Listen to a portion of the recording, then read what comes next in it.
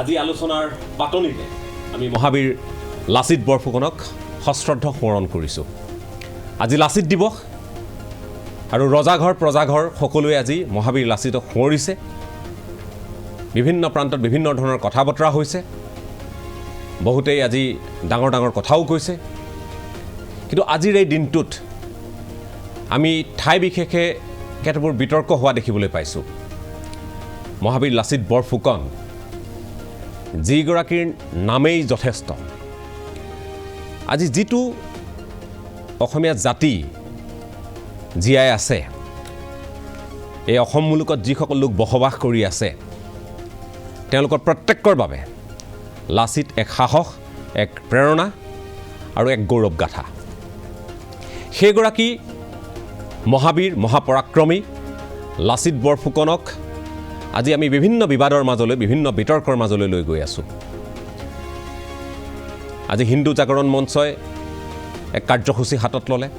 বহুতে লাচিত বৰফুকনক হিন্দু বীৰ বুলি ক'বলৈও আৰম্ভ কৰিছে। ইয়াৰ পূৰ্বে একাংশই আহোম সেনাপতি বুলি কৈছিল, কিন্তু পৰৱৰ্তী সময়ত সকলোৱে সামগ্ৰিকভাৱে এই অসমখন যাতে একত্ৰিত হৈ থাকে, অসমীয়াৰ সুযোগ্য সন্তান লাচিত বৰফুকন বুলি ক'বলৈ আৰম্ভ কৰিলে। এইবোৰ কথাৰ দিন হ'ল। এতিয়া কথা হ'ল যে লাচিত বৰফুকনৰ কথালৈ আমি কোনোবাই হিন্দু বুলি কওঁ, কোনোবাই আন কিবা বুলি কওঁ। তেওঁৰ বংশবৃক্ষক লৈ বিভিন্ন ধৰণৰ কটাক্ষ কেতিয়াবা হয়, কেতিয়াবা আলোচনা হয়। কিন্তু লাচিত বৰফুকন আছিল কোন? তেওঁক কিয় বৰফুকনৰ বাপ দিয়া হৈছিল? আজিৰ তাৰিখত যদি আমি কওঁ, কিয় তেওঁক কমাণ্ডাৰ ইন চিফ বা মুখ্য সেনাপতিৰ দায়িত্ব দিয়া হৈছিল? এই কথাখিনি অকণমান ফঁহিয়াই চোৱাৰ প্ৰয়োজন আছে। তেওঁৰ বিষয়ে যিসকল লোকে আজিও জানিবলৈ বাকী আছে, অপ্ৰিয় সত্য কথা বহু লোকে জানিবলৈ বাকী আছে। সেয়েহে নজনা মানুহবোৰে সময় সাপেক্ষে কেতবোৰ বিতৰ্কিত মন্তব্য কৰি আহিছে। এই বিষয়টো আমি আজি আলোচনা কৰিব খুজিছোঁ। এটা উদ্ধৃতি, ৰামসিংহ, যিগৰাকী ৰামসিংহই মোগল সেনাক নেতৃত্ব দি শৰাইঘাটৰ যুদ্ধত লাচিত বৰফুকন নেতৃত্বাধীন আহোম সৈন্যক পৰাভূত কৰিবলৈ আহিছিল, পিছত মুখ ঠেকেচা খাবলগীয়া হ'ল। সেইগৰাকী ৰামসিংহই কি কৈছিল যে লাচিতৰ দৰে এগৰাকী সেনাপতি, আতন বুঢ়াগোহাঁইৰ দৰে এগৰাকী জ্ঞানী মন্ত্ৰী আৰু যুদ্ধত পাৰ্গত অসমীয়া সৈন্য যিখন দেশত থাকিব, সেইখন দেশক পৰাভূত কৰাটো অসম্ভৱ। গাৰ নোম শিয়ৰি উঠা কথা নহয়নে? তেওঁ যুদ্ধত জয়ী হ'বলৈ কোনো ছিদ্ৰ বিচাৰি পোৱা নাছিল। অকপতে এই কথাখিনি কৈ গৈছে ৰামসিংহই। আৰু তাৰ সুবাদতে আজিৰ তাৰিখলৈ আমি লাচিতক স্মৰণ কৰি আহিছোঁ। লাচিতৰ সাহস, লাচিতৰ পৰাক্ৰম আমাৰ বাবে প্ৰেৰণা হৈ আহিছে। কিন্তু আমি কেতিয়াবা লাচিতৰ নাম লৈ যিবোৰ কাম কৰি আহিছোঁ, সেইবোৰে কিন্তু আমাক ভাবিবলৈ বাধ্য কৰে, ক'ৰবাত নহয় ক'ৰবাত এই মহান বীৰগৰাকীৰ মান মৰ্যাদা আমি ক'ৰবাত নহয় ক'ৰবাত ধূলিসাৎ কৰিবলৈ যেন উঠি পৰি লাগিছোঁ। যি কি নহওক, এই বিষয়টো আমি আজি বিতংভাৱে আলোচনা কৰিব খুজিম। ইয়াত কোনো ৰাজনৈতিক দলৰ প্ৰতিনিধি নাই। আমি এক বৌদ্ধিক বিতৰ্ক বা বৌদ্ধিক আলোচনা আজি বিচাৰিছোঁ। আমি নজনা কথাবোৰ জানিব খুজিছোঁ আৰু যিবোৰ কথা আপোনালোকেও নিশ্চয় শুনিব খুজিব, সেই কথাবোৰহে পাতিব খুজিছোঁ। এই বিতৰ্কবোৰ অৱসান হ'ব লাগে। সেয়া অধ্যয়নৰ জৰিয়তে হওক, সেয়া আলোচনাৰ জৰিয়তে হওক, সেয়া গৱেষণাৰ জৰিয়তে হওক। এই কথাবোৰ আজি আমি পাতিব খুজিছোঁ। মূল কথাটো হ'ল, লাচিতৰ ধৰ্মক লৈ বিতৰ্ক হৈছে, তেওঁৰ সংগীক লৈ বিতৰ্ক হৈছে, বাঘ হাজৰিকাৰ প্ৰসংগ আহিছে। ইয়াৰ পূৰ্বে আমি এটা অনুষ্ঠান কৰিছিলোঁ। আমাৰ উদ্দেশ্য, ইয়াত আকৌ কওঁ যে আমাৰ উদ্দেশ্য কোনো কালেই বেয়া নাছিল। আমি মাত্ৰ এক পদ্মশ্ৰী ডক্টৰ যোগেন্দ্ৰনাথ ফুকন ডাঙৰীয়াক এদিন সুধিছিলোঁ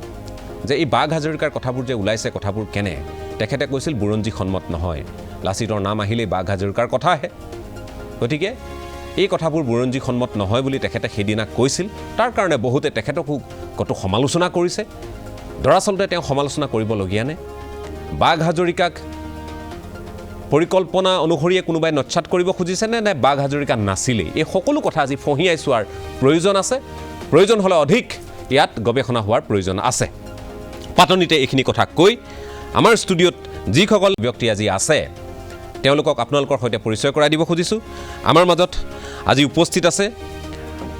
ইটানগৰৰ ৰাজীৱ গান্ধী বিশ্ববিদ্যালয়ৰ অৱসৰপ্ৰাপ্ত ডিন ডক্টৰ সৃষ্টিধৰ দত্ত তেখেত ডিব্ৰুগড়ৰ পৰা আমাৰ সৈতে সংযুক্ত হৈ আছে মই আপোনাক স্বাগতম জনাইছোঁ আমাৰ মাজত উপস্থিত আছে ডক্টৰ আই.এছ. মুমতাজা অৱসৰপ্ৰাপ্ত সহযোগী অধ্যাপক গুৱাহাটী বিশ্ববিদ্যালয় আমাৰ মাজত উপস্থিত আছে মঙলদৈ মহাবিদ্যালয়ৰ বুৰঞ্জী বিভাগৰ মুৰব্বী অধ্যাপক ডক্টৰ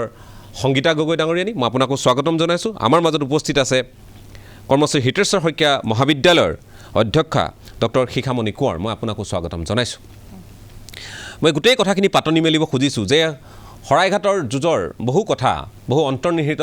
দিশ আছে যিবোৰ আজি পৰ্যালোচনা হোৱাৰ প্ৰয়োজন আছে একে সময়তে যে লাচিতকনো বৰফুকন কিয় পতা হ'ল শৰাইঘাটৰ যুদ্ধ অন্তৰালত কেৱল মোগলৰ আগ্ৰাসন সেই সময়ত মোগলৰ আক্ৰমণ সেই সময়ত মোগলৰ বশ্যতা স্বীকাৰ কৰি থকাটো অসুবিধা পোৱা কথাবোৰ নে আন কিবা অন্তৰ্নিহিত দিশ আছিল এই গোটেই পৰিক্ৰমাটো কিদৰে পাৰ হৈছিল লাচিত বৰফুকন কিদৰে তাত সংপৃক্ত হ'ল এই গোটেই কথাখিনি আমি আলোচনা কৰিব খুজিছোঁ লাচিত হিন্দু বীৰ আছিল আহোম বীৰ আছিল নে অসমীয়া সেনানীৰ তেওঁ মুখ্য সেনাপতি আছিল এই গোটেই কথাখিনি পাতিব খুজিছোঁ মই প্ৰথমে আৰম্ভ কৰিব খুজিছোঁ ডক্টৰ সংগীতা গগৈ আপোনাৰ পৰা যে ঘিলাধাৰী চুক্তি হোৱাৰ পিছতো যেতিয়া আহোমে বশ্যতা স্বীকাৰ কৰিছিল সেই সময়ত বশ্যতা স্বীকাৰ কৰিবলৈ বাধ্য হৈছিল গুৱাহাটী মোগলে জিকিছিল তাৰ পিছত যিহেতু আমি জানো যে গুৱাহাটী উদ্ধাৰ কৰাৰ পৰিকল্পনা এহাতেদি যদি পাত্ৰমন্ত্ৰীসকলে কৰি আছিল একে সময়তে কিন্তু মোগলেও সেই সময়ছোৱাত বহুখিনি এনেধৰণৰ পৰম্পৰা বুলি নকওঁ তেওঁলোকৰ যিসমূহ মানি চলা নীতি নিয়ম সেইসমূহ জাপি দিব খুজিছিল এনেধৰণৰ বহু কথা আছিল বস্ত্ৰ পাগ এইবোৰ বহু কথা মুদ্ৰাৰ পৰা আদি কৰি এনেধৰণৰ বহু কথা আছে গতিকে এই শৰাইঘাটৰ উকমুকনি লাচিত তাত সংপৃক্ত হোৱাৰ কথা লাচিতৰ বাছনি গোটেই কথাখিনি অকণমান আপোনাক আৰম্ভ কৰিবলৈ অনুৰোধ জনাইছোঁ আহোমসকলে এটা কথা ক'ব লাগিব তেওঁলোকৰ কিছুমান বেছিক কেৰেক্টাৰিষ্টিক্স আছিলে প্ৰথম কথা তেওঁলোকে বাহিৰৰ এটা নিজে আহি পেলাই ইয়াত অসমখন গঢ়িছিলে মানে এটা ষ্টেট ফৰ্মেশ্যন কৰিছিলে গতিকে তেওঁলোকে এটা জাতি গঢ় দিওঁতা মানে জাতি গতিকে তেওঁলোকে বাহিৰৰ পৰা অহা মানুহখিনি বিশেষকৈ পশ্চিমৰ পৰা আমি দেখোঁ যে কামৰূপত বহুত আদিৰ পৰা তাৰমানে পশ্চিমৰ পৰা এটা এগ্ৰেশ্যন আছিলে ক'ব পাৰি তেওঁলোকৰ বিশেষ ইণ্টেনশ্যন আছিলে আমি যিটো পাওঁ 1206 মহম্মদ বিন বখতিয়াৰ খিলিজিৰ আক্ৰমণ সেইখিনি সময়ত কামৰূপৰ ৰজাসকলেও তাত ডিফেণ্ড দিছিলে তেওঁলোকে আহিব বিচাৰিছিলে তিব্বেত চাইনালৈ যাবলৈ চাউথ ইষ্ট এছিয়া যাবলৈ যাৰ কাৰণে তেওঁলোকে কামৰূপৰ ফালেদি যোৱা ৰাস্তাটো জয় কৰিব বিচাৰিছিলে আৰু সেই একেটা সূত্ৰ লৈয়ে তেওঁলোকৰ উদ্দেশ্য আছিলে ইয়াত থকা হাতী মানে নেচাৰেল ৰিচোৰ্চেছ বিশেষকৈ বহুতবিলাক সুগন্ধি কাঠ এনেকুৱা ধৰণৰ কথা গতিকে সেই বস্তুটো আগৰ পৰাই আছিলে শৰাইঘাটৰ যুদ্ধ বা তাৰ পৰৱৰ্তী চিল্ক ৰুটৰ সময়ৰ পৰাই আমি হাজোত এখন মানে মাৰ্ট এখন বহিছিল য'ত নেকি ভূটান আৰু টিবেটৰ মানুহ আহিছিল আৰু সেই খবৰটো মহম্মদ বিন বখতিয়াৰ খিলিজিহঁতে আগৰ পৰাই জানে গতিকে তালৈ অহা যোৱা হৈছিলে গতিকে তেওঁলোকে এইটো জানিছিলে আৰু তেওঁলোকৰ সেইটোৱে উদ্দেশ্য আছিলে যে তেওঁলোকে সেইফালে যাব আৰু সেইকাৰণে আমি দেখোঁ পৰৱৰ্তী কালত 1206 পৰা 1205-06 সেইখিনি 1205তো আমি সেইখন কানাই বৰশী বোৱা শিলৰ যিখন শিলালিপি তাত স্পষ্টকৈ সেই কথাটো আছে যে সেইখিনি সময়ত কামৰূপী ৰজা মানে তেওঁ তুৰুকসকল হাৰিছিল গতিকে এই বস্তুটো আগৰ মই ক'ব বিচাৰোঁ যে এই শৰাইঘাটৰ যুদ্ধখন ইট ইজ এ কণ্টিনিউৱেশ্যন এটা মানে ধাৰাবাহিকতা যিটো মানে যি মানে আপোনাৰ আক্ৰমণ হৈছিল সেইটো বিভিন্ন সময়তহে একেটা উদ্দেশ্য হৈয়ে আহিছে টাৰ্কসকলৰ সময়ত চুলতানেট পিৰিয়ড যিটো আফগান হ'ল তাৰপিছত মোগল হ'ল এনেকৈ আহোম বুৰঞ্জীত কিন্তু কথাখিনি ক'তো মুছলমান মোগল বুলি নাই আহোমসকলে এটা বস্তু একেবাৰে সহ্য কৰিব নোৱাৰে আৰু সেইটো হৈছে এলাইন ইণ্ট্ৰুডাৰ্ছ আৰু সেই শব্দটো আমাৰ অসমীয়া বুৰঞ্জীবিলাকত বঙাল বুলি আছে আৰু আহোমসকলৰ নহয় আহোমসকলৰ বুৰঞ্জীত ফাং বুলি আছে ফাং ফুক বুলি তেওঁলোকে ব্ৰিটিছক বুজাইছে যিটো নেকি বগা বঙাল গতিকে আপুনি কোৱাৰ দৰে শৰাইঘাটৰ ঘিলাধাৰী ঘাটৰ যিটো হেয়া যুদ্ধ সন্ধি চুক্তি তাৰ আগতেও আমি চুক্তি পাওঁ আমাৰ প্ৰতাপ সিংহ স্বৰ্গদেউৰ সময়ত 1639ত আমি এখন সেইখিনি সময়তো আমি চুক্তি পাওঁ তাতো সেইখিনি সময়তো আল্লাহ ইয়াৰ খান আৰু মোমাই তামুলী বৰবৰুৱাৰ মাজত চুক্তি হৈছিলে সেইবিলাক যুদ্ধ বহুত বেছি জোৰদাৰ আছিলে সেইখিনি সময়ত অসমীয়া জাতি গঠন হোৱা কথাটো হৈছিলে কাৰণ যেতিয়া উত্তৰখণ্ড দক্ষিণকুল উত্তৰ কুলৰ মানুহে ৰক্ষা কৰিব পৰা নাছিলে বিশেষকৈ মোগলসকল এই যিটো মানে এলাইন ইন্ট্ৰুডাৰ্ছ মোগলৰ আক্ৰমণ হৈছিল তাৰ কিন্তু কাৰণবিলাকো ভুঁইয়াই চাব লাগে আচলতে কাৰণ লাচিত বৰফুকনৰ সময়খিনি সেইটো এটা কনচিকুৱেঞ্চে হ'ল শৰাইঘাটৰ যুদ্ধখনৰ এটা শেষলৈ গৈ পেলাই এটা ৰিজাল্ট ওলালে কিন্তু তাৰ মানে যিবোৰ কাৰণ সেইবোৰ বহুত আগৰ পৰা আছে যিটো নেকি মই ক'লোঁ তেওঁলোকৰ এটা উদ্দেশ্য আছিলে সকলোৰে উদ্দেশ্য প্ৰায় একেই আছিলে কিয় ল'ব বিচাৰিব নহ'লে আমাৰ জেগাখন তাৰ এটা কাৰণ আছে গতিকে সেই কাৰণবিলাক তেনেকৈ আহি প্ৰতাপ সিংহৰ সময়ত আমাৰ এইফালৰ মানে কামৰূপৰ মানুহে যেতিয়া তেওঁলোকে কোচ ৰাজ্যৰ আচলতে কোচ দুখন ৰাজ্যত ভাগ হয় চিলাৰায় নৰনাৰায়ণৰ পিছত সেই দুখন হ'ল কোচ বিহাৰ আৰু কোচ হাজোখন চিলাৰায় পৰিয়ালত থাকে কোচ বিহাৰখন নৰনাৰায়ণৰ পৰিয়ালত থাকে এই দুটা পৰিয়ালৰ কাজিয়াৰ কাৰণে কোচ বিহাৰখন আগতেই 1609ত মোগলৰ হাতলৈ যায় আৰু 1613ত এইখন কোচ হাজোখন লয় গতিকে কোচ হাজো ৰজা পৰীক্ষিত আৰু ইয়াৰ কোচবিহাৰৰ হ'ল লক্ষীনাৰায়ণ তেওঁলোকৰ ভিতৰুৱা কাজিয়া হৈছিল ইয়াৰ এটা কাৰণ 2 নম্বৰ হৈছে মোগলৰ এনচেটেবল ডিজায়াৰ যে তেওঁলোকে মানে কামৰূপ ল'বই বিশেষকৈ এই লোৱাৰ ব্ৰহ্মপুত্ৰ কাৰণ তাত এইখিনি বস্তু আছে নেচাৰেল ৰিচোৰ্চেছ এণ্ড ইভেন দা মানে এলিফেণ্টছ গতিকে সেইটো এটা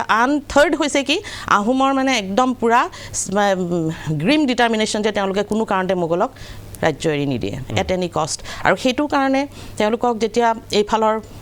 কামৰূপৰ ৰজাসকলে পিছৰ ফালে দৰঙৰ ৰজা আমাৰ হাজো এইখিনিয়ে গৈ পেলাই স্বৰ্গদেউ প্ৰতাপ সিংহৰ ওচৰত শৰণ লৈছিলে বহুতবিলাক পাহাৰী ৰজা তেওঁলোকে কৈছিল যে আমাক যদি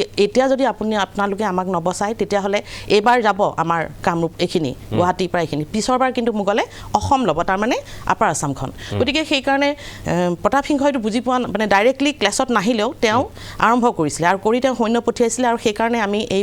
হেৰিটো পাওঁ যে সেই সন্ধিটো হৈছিল মোমাই তামুলী বৰবৰুৱাৰ আৰু ইয়াৰ খানৰ তলত তাৰ পিছত আহিল ঘিলাধাৰী ঘাটৰ কথা ঘিলাধাৰী ঘাটৰ মানে সন্ধি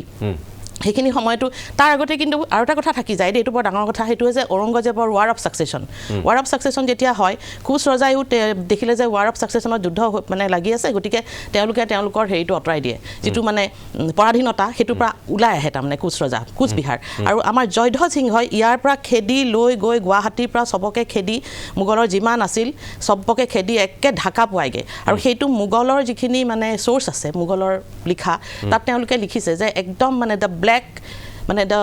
আহোম চলজাৰ্ছ ইন ব্লেক ইউনিফৰ্মছ তেওঁলোকে ঢাকালৈকে মানে একেবাৰে ধূলিৰ দৰে চাফা কৰি তেওঁলোকে মানে সেইখিনিলৈকে তেওঁলোকে লৈ গৈছিলে সিমানখিনিলৈকে গৈছিলে তাৰপিছত যেনিবা যি হওক ঔৰংগজেব হোৱাৰ পিছত চিটুৱেশ্যন চেঞ্জ হয় গতিকে তেওঁলোকে আহি পেলাই আকৌ কামৰূপখন তেওঁলোকে দখল কৰে আৰু তাত থাকে আৰু যিহেতু আমাৰ কিছুমান আহোমৰ নিয়ম আছে মই ক'লোঁ যে বেছিক তেওঁলোকে মিৰ্জুমলা আহে গতিকে মিৰ্জুমলাৰ সময়ত আহোমসকল হাৰিব লগা এটা অৱস্থা তাৰ এটা তেওঁলোকৰ ভিতৰুৱা অনৈক্য এটা যে মন্থিৰ ভৰালী বৰুৱা যিজনে হাতঘৰীয়া আহোমৰ নহয় তেওঁক যিহেতু কি দিলে মানে সেনাপতি পাতি দিয়া হ'ল বা তেওঁৰ যুদ্ধৰ গতিকে ইহঁতি নকৰা হ'ল বাকী ডাঙৰীয়াসকলে সেও এটা কাৰণ আছিল যি নেকি বহুতখিনি ৱাক অভাৰ পোৱাৰ দৰে মিৰ্জুমলা আহি পেলাই গড়গাঁৱত সোমাব পাৰিছিলে আহোমৰ ভুলৰ কাৰণে হ'ল তেওঁলোকৰ নিজস্ব আছিল কাৰণ তেওঁলোকে সেইখিনি সময়ত দেশখনৰ কথা ভাবিব লাগিছিলে তেওঁলোকে সেইখিনি পিছত ভাবিব লাগিছিলে সেইখিনি সময়ত তেওঁলোকে সেইটো কৰাৰ কাৰণে প্ৰথমবাৰৰ কাৰণে সেই চেকাটো লাগিল নহয় কাৰণ অলপ আগতে জয়ধ্বজ সিংহৰ সময়ত যদি তালৈকে খেদিব পাৰিছিলে একেখিনি মানুহে কেনেকৈ নোৱাৰিলে সেইটো এটা কাৰণ আছিল বুলি মই ভাবোঁ গতিকে সেইখিনি হ'ল হোৱাৰ পিছত ঘিলাজাৰী ঘাটৰ হ'ল আমাৰ আহোম ৰমণী দিব লগা হ'ল টিপামৰ পৰা এগৰাকী দিব লগা হ'ল আমাৰ মানে জয়ধ্বজ সিংহৰ নিজৰ ছোৱালী দিব লগা হ'ল আৰু সেইখিনি সময়তে যিহেতু তেওঁলোক তলফাললৈ আহিল গতিকে তেওঁলোকে কিছুমান নিয়ম আছে মোগলসকলৰ যেনেকৈ এটা ট্ৰিবিউট ড্ৰেছ পিন্ধিব লাগে যিটো কয় খিলাত বা চিৰপাও সেই চিৰপাও পঠিয়াইছে সেইটো পিন্ধি পেলাই মোগল গটকীৰ আগত ওলাব লাগিব ৰজাই গৈ দুখোজ গৈ আগলৈ গৈ তললৈ হালি ল'ব লাগিব এনেকুৱা কিছুমান মানে প্ৰট'কল আছে যিটো ৰজাই নিবিচাৰে আৰু সেইবোৰ কৰাতকৈ তেওঁতো গুচিয়ে গৈছিলে আৰু মানে পলৰীয়া ৰজা বুলি কোৱা হৈছে তেওঁ যিহেতু আঁতৰি গৈছিলে এইটো এটা নিয়ম আচলতে আহোমসকলৰ ভিতৰত যেতিয়া নোৱাৰে কাৰণ মই কৈছোঁ যে প্ৰথম কথা হৈছে they cannot bear the presence of any alien intruders তেওঁলোকৰ ৰাজ্যত নোৱাৰে আৰু 2 নম্বৰত আমি কিতাপত পোৱা মতে কওঁ যে সেইখিনি সময়ত জয়ধ্বজ সিংহ আপোনালোকে জানে যে প্ৰথম মানে আমাৰ যি হিন্দু ধৰ্মত দীক্ষিত হৈছিলে তেওঁ সত্ৰ পাতিলে 3খন এবাৰ নহয় দুবাৰকৈ তেওঁ শৰণ লৈছে নিঅ'ফাইট হি ৱাজ এ মানে ৰিলিজিয়াছ নিঅ'ফাইট প্ৰথম যিবিলাকে ধৰ্ম লয় তেওঁ আৰু গতিকে তেওঁ যথেষ্ট কৰিছিল আৰু সেইখিনি সময়ত সেই কথাষাৰ চলে যে মানে এটা সেই ধৰক এটা তেনেকুৱা ধৰণৰ কিছুমান আছিল গতিকে যি কি নহওক আহিল মোগলসকলে আহি পেলাই ইয়াত ল'লে বা তেওঁলোকৰ ওচৰলৈ জয়ধ্বজ সিংহটো ঢুকালেই তেওঁ গড়গাঁৱৰ যি অৱস্থা দেখিলে গড়গাঁৱৰ যি পৰিৱেশ হ'ল গড়গাঁও যেনেধৰণে ধ্বংস হৈছিল গতিকে জয়ধ্বজ সিংহ ঢুকাল গতিকে সেইকাৰণে তেওঁলোকে কি হ'ল এই পিছৰ বাৰ তাৰমানে যেতিয়া তেওঁলোক হেৰিয়ে মানে মোগলে এই নিয়মবোৰ কৰিলে যে খিলাত পিন্ধিব লাগিব ইত্যাদি কথা তাৰপিছত চক্ৰধ্বজ সিংহ হ'ল তেওঁৰ ভায়েক গতিকে তেওঁকো সেই একেটা কথাই কোৱা গ'ল নহয় জানো অপমানবোধ কৰিলে আৰু 2 নম্বৰ কথা হৈছে আপুনি মোক সোধাৰ কাৰণে ক'লোঁ যে সেইটো হৈছে যে এটা ইমিডিয়েট কজ থাকে বহুত কাৰণ থাকে তেওঁলোকে তলতীয়া হ'ল খিলাত বা সেয়া পিন্ধিব লাগে কৰ দিব লাগে ইত্যাদি কথা নিজৰ জীয়ৰী দি থৈছে সেইটো এটাতো কম সুখ লগা কথা নহয় ইমান সৰু ছোৱালী এজনী দি থোৱা হ'ল ডাঙৰ অপমানটো কেতিয়া লাগিল তেওঁলোকৰ গাত সেইটো এটা ক'ব গ'লে মানে সব কথাৰ এটা ইমিডিয়েট কজ থাকে আমি সব ৱৰ্ল্ড ৱাৰ বা ইত্যাদিবিলাকতে সেইটো আছিল ফিৰোজ খান ৰছিদ খান ফৌজাদাৰ অফ গুৱাহাটী তেওঁলোকে ছোৱালী মানে অলপ কি বুলি ক'ম এতিয়া ডেমছেল্ফ মানে বিচাৰে কন্যা বিচাৰে আৰু সেই বস্তুটো আনঅফিচিয়েলি হ'ব পাৰে কেতিয়াবা হয় মানুহৰ এনেকুৱা আনঅফিচিয়েলি কিবা হয় কিন্তু তেওঁলোকে অফিচিয়েলি তেওঁলোকে সেইটো বিচাৰিলে যিটো অফিচিয়েলি বিচাৰিলে সেই কথাটো বৰ ডাঙৰ কথা হৈ পৰিল আৰু এজন স্বাধীনতাপ্ৰিয় ৰজা তেওঁৰ ইমান আত্মসন্মান তেনেকৈ বিচাৰিছিলে অসমীয়া ৰমণী সেই কথাটো বস্তুটোৱে মানে একদম শেষৰ জুইকুৰা জ্বলাই দিলে নেকি ইমিডিয়েট আৰু যাৰ কাৰণে নেকি একেবাৰে তেওঁ ডিটাৰমাইন হ'ল যে মই নহ'ব দিছ ৱাজ দ্য মানে মই ভাবোঁ তাৰপিছতে লাচিতৰ প্ৰসংগ আহিল আমি কথাবোৰ পাতিম আপুনিও যথেষ্টখিনি গুৰুত্বপূৰ্ণ কথা কৈছে এইবোৰ কথা আমাৰ জনাৰ প্ৰয়োজন আছে এতিয়া হিন্দু আছিল নে মুছলমান আছিল খ্ৰীষ্টান আছিল নে জৈন আছিল এইবোৰ পিছৰ পৰৱৰ্তী পৰ্যায়ত এইবোৰ কথা আহে আচলতে আহিব লাগিছিল যে কি পৰিৱেশ পৰিস্থিতিত অসমীয়াৰ তেজ সেই সময়ত উঠলি উঠিছিল আৰু কি পৰিৱেশ পৰিস্থিতিত পৰি শৰাইঘাটৰ যুদ্ধখনত সন্মতি দিয়াই বুলিয়েই নহয় তেওঁলোকে যে যুদ্ধ কৰিব চক্ৰধ্বজ সিংহৰ তেওঁ স্বৰ্গদেউ হৈ থকা অৱস্থাত লাচিত বৰফুকনক সেনাপতি পাতিব যুদ্ধ কৰিব আৰু যুদ্ধত যিকোনো প্ৰকাৰে গুৱাহাটী বা অসমখন উদ্ধাৰ কৰিব সেই পণ তেওঁলোকে কিয় ল'বলগীয়া হৈছিল তাৰ এটা আভাস আপোনালোকে নিশ্চয় পাইছে এতিয়া এই গোটেই প্ৰক্ৰিয়াটোৰ মাজত আমি দেখিছোঁ যে লাচিত বৰফুকনে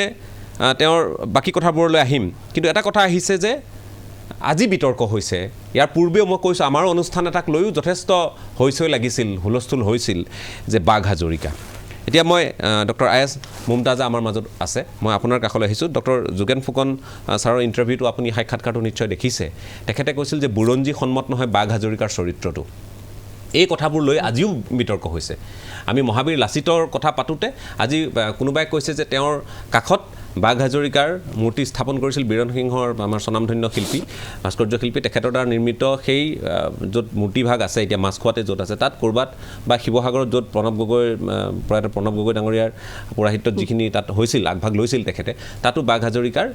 এটা শ্বেপ বা আকৃতি এটা আছিল আৰু সেইটো আজি হিন্দু জাগৰণ মঞ্চৰ আঁতৰাইছে যে কি নহওক এতিয়া বাঘ হাজৰিকা মই যোগেন ফুকন ছাৰৰ বাৰু নিজৰ অভিমত দিলে মই আপোনালোকৰ মতামত জানিব খুজিছোঁ ইয়াত একেবাৰে অপেন মুকলিকৈ কথাখিনি বাঘ হাজৰিকা বুৰঞ্জী সন্মত সঁচাকৈয়ে নাছিল নেকি আপুনি যেনেকৈ সুধিছে তেনেকৈ কথাটো ক'বলৈ তেনেকৈ অকণমান অসুবিধা কিন্তু মই যিমান দিন আজি 80s পৰা মই বুৰঞ্জীৰ লগতে যিবোৰ বুৰঞ্জী তেতিয়া লিখি থৈ যোৱা ক্ৰনিকলছবোৰৰ লগতে জড়িত হৈ আছোঁ কিন্তু আমি ইমান দিনে মই কিন্তু বাঘ হাজৰিকাৰ নামটো পোৱা নাই তাত এতিয়া বুৰঞ্জী সন্মত হয় নহয় এইটো আপুনি তেনেকৈ কোৱাটো টান কিন্তু বাঘ হাজৰিকাৰ নামটো আমি পোৱা নাই এতিয়া নাপালে আমি এতিয়া ক'ব নোৱাৰোঁ যে তেওঁ আছিল কি নাই বুৰঞ্জীমূলকভাৱে কিন্তু কিছুমান কথা থাকে মানে নিজৰ পৰিয়ালতো থাকে পৰিয়ালৰ মানুহে সেই তেনেকৈয়ে যদি ওলাইছে নাজানো কেনেকৈ ওলালে কিন্তু এতিয়া যিমানবোৰ কোৱা হৈছে বাঘ হাজৰিকাৰ কথা আমি বুৰঞ্জীমূলকভাৱে আমি সেইটো সময়ত আমি নাপাওঁ আপোনালোকে যেতিয়া আপুনি অধ্যাপনা কৰি আছিল আৰু বিভিন্ন ধৰণৰ এনেধৰণৰ লাচিত দিৱসটো এতিয়াইতো হোৱা নাই, আগতেও হৈছে। তেতিয়া মই জানিব খুজিছোঁ, আমি একেবাৰে নতুন প্ৰজন্মৰ হিচাপে বুলিয়ে ধৰিয়ে কৈছোঁ যে বা আমাৰো বয়স হৈছে মোটামুটি, কিন্তু তথাপিতো মই বাঘ হাজৰিকাৰ প্ৰসংগটো আপোনালোকৰ দৃষ্টিত কেতিয়াৰ পৰা আহিল যেন লাগে, বা সঁচাই অস্তিত্ব আছিল নাছিল সেইখিনি নিশ্চয় আপোনালোকে বিশেষভাৱে জনা লোকসকলে পঢ়িয়াই চোৱাৰ প্ৰয়োজন আছে, গৱেষণা কৰাৰ প্ৰয়োজন আছে, এইটো আমি বুজি পাইছোঁ। কিন্তু কেতিয়ামানৰ পৰা এই কথাবোৰ চৰ্চালৈ অহা যেন আপোনালোকে প্ৰত্যক্ষ কৰিছে? কেতিয়াৰ পৰা মই আজি 15 বছৰমানৰ আগত মোক এজনে হেৰি কৈছে, মই যেতিয়া অধ্যাপনা কৰি আছিলোঁ তাতে এজনে মানুহে মোক ফোন কৰি কৈছে যে বাঘ হাজৰিকাৰ ওপৰত তুমি কিবা এটা লিখি দিয়া। মইতো তেতিয়া গমেই পোৱা নাছিলোঁ যে বাঘ হাজৰিকা বুলি কিবা হাজৰিকা এজন আছিল। বোলো মইতো বুৰঞ্জীত মই একো পোৱা নাই নামটো, সেইকাৰণে তেতিয়া মই লিখি দিবলৈ নোৱাৰিলোঁ, কাৰণ মই একো নাপালোঁ।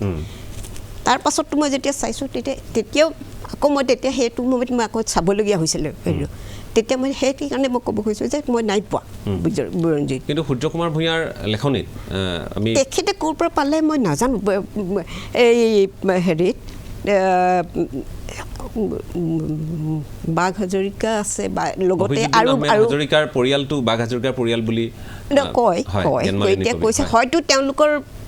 হেৰিত আছে, তেওঁলোকৰ নিজৰ পৰিয়ালৰ কথাত আছে, এনেকুৱা বহুত কথাও আছে, থাকিব পাৰে তেওঁলোকৰ নিজৰ উপৰি পুৰুষৰ কথা কওঁতে কৈ আহিব পাৰে। কিন্তু বুৰঞ্জীত আমি মানে পোৱা নাই নামটো, সেইটোৱে মানে মই ক'ব খুজিছোঁ। মই এই বিষয়টো পাতিম, আকৌ আপোনাৰ কাষলৈ আহিম। আমাৰ সৈতে যিহেতু ৰাজীৱ গান্ধী বিশ্ববিদ্যালয়ৰ অৱসৰপ্ৰাপ্ত ডিন ডক্টৰ সৃষ্টিধৰ দত্ত এই মুহূৰ্তত সংযুক্ত হৈ আছে। মই আপোনাৰ কাষলৈ আহিছোঁ আৰু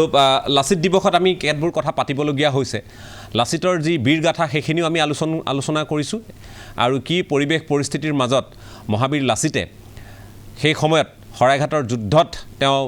জয়ী হ'বলৈ সক্ষম হ'ল, সেই কথাখিনিও আমি পাতিছোঁ। কিন্তু একে সময়তে আমি কেতবোৰ বিতৰ্ক, যিবোৰ বিতৰ্ক চলি আছে, যিবোৰ বিতৰ্কই আজি ৰাজনৈতিক বাদানুবাদৰ ৰূপ লৈছে,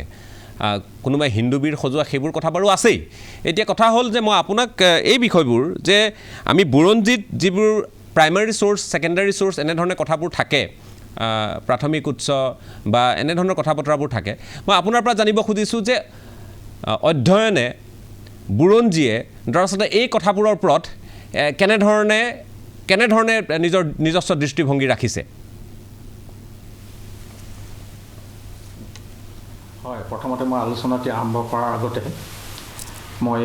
অসমৰ বীৰ পুৰুষজনলৈ মোৰ আন্তৰিক শ্ৰদ্ধা জনাইছোঁ। এতিয়া কথা হ'ল, আপুনি যিটো বিতৰ্কিত এটা আমাৰ মাজলৈ এটা বিতৰ্ক আহিছে যে বাঘ হাজৰিকা সঁচাকৈ কথাখিনি শুনা নাই, তেখেত আছিল নে তেখেতে বুৰঞ্জীবিলাক এটা চৰিত্ৰ নে এটা ধৰক মানুহে কল্পনা কৰা এটা চৰিত্ৰ। এতিয়া আমি এতিয়া প্ৰায় বুৰঞ্জী অধ্যয়ন কৰা